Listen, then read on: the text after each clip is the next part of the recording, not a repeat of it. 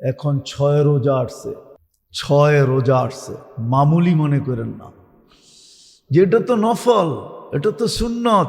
আমিও বলি এটা নফল, আমিও বলি এটা সুন্নত।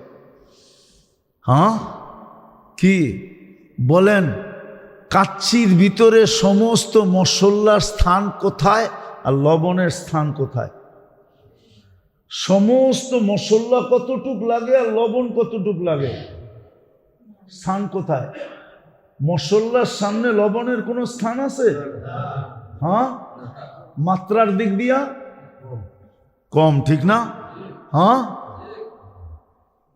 কিন্তু গুরুত্বের দিক দিয়া লবণ না হইলে হ্যাঁ আনেন না চেঙ্গিসের বাবারে কবরতে উঠায়া, তারপরে পাক করুক না কাচ্ছি, মাইরা দিবেন ওর মুখের ভিতরে। এটা কি পাকাইছস, ঠিক না? আমগো চেঙ্গিস বাবুর চিরে চিনেন না? হ্যাঁ, ভালো কাচ্ছি পাকায়, ঠিক না? ও কেন, ওর বাবাও যদি আয়া পাকায়, আর যদি লবণ না দিল মাইরা দিবেন মুখে, ঠিক না? আমিও বলি নফল, আমিও বলি সুন্নত, কিন্তু গুরুত্ব লবণের চেয়ে বেশি। হেলায় হারায়া দিয়েন না। ওই সাইড এফেক্টগুলোই আমাদের লাগতেছে। আল্লাহ সুযোগ দিতেছে, আমরা কর্ণপাত করতেছি না। আল্লাহ বলে তোর ওষুধের যদি সাইড এফেক্ট থাকতে পারে, তাহলে আমার সুযোগের কেন সাইড এফেক্ট থাকবে না? জানি না বুঝাইতে পারছি কিনা, পারি নাই। এই জন্য নিজেরাও রাখেন, ঘরওয়ালাদেরকেও রাখান, একটা পরিবেশ তৈরি করেন।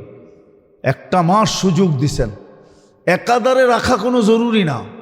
অনেকে তো রাখে, একাধারে রাখে, রাখতে পারলে ভালো।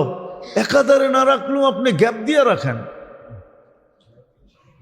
2 দিন 3 দিন গ্যাপ দিয়া রাখেন, বরং এটা উত্তম। গ্যাপ দিয়া রাখা, গ্যাপ দিয়া রাখা উত্তম বলে ওলামায়ে কেরাম। এই জন্য গ্যাপ দিয়ে রাখেন, সুযোগটা কাজে লাগাবেন তো? ঘরওয়ালাদেরকেও বলেন, পরিবেশের মানুষগুলাকেও বলেন, নইলে বড় সাইড এফেক্ট হইতে পারে, হইতে শুরু হয়ে গেছে সাইড এফেক্ট। নাহলে মুসলমানের উপরে হবে এই নির্যাতন।